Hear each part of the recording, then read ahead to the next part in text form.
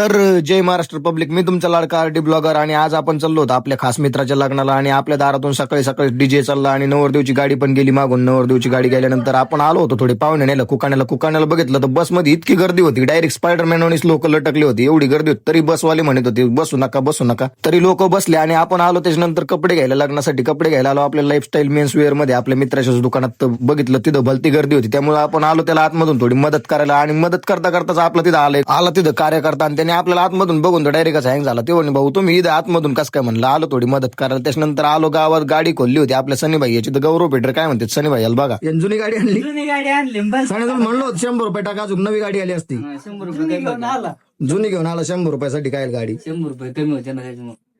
काय झालं, बल्ब टाकलं म्हणे शेल्फ आहे. नाही मग आता शेल्फ होईन का. जुनी गाडी घेतलं कस काय शेल्फ होईल. नंतर खाली पेटरचे डायलॉग टाकून तर आम्ही घेतली बल्ब टाकून संध्याकाळी गाडी टेस्टिंगला. तर बल्ब उजेड भरपूर पडत होता. तर व्हिडिओ आवडला असला तर नक्की लाईक करा, फॉलो करा.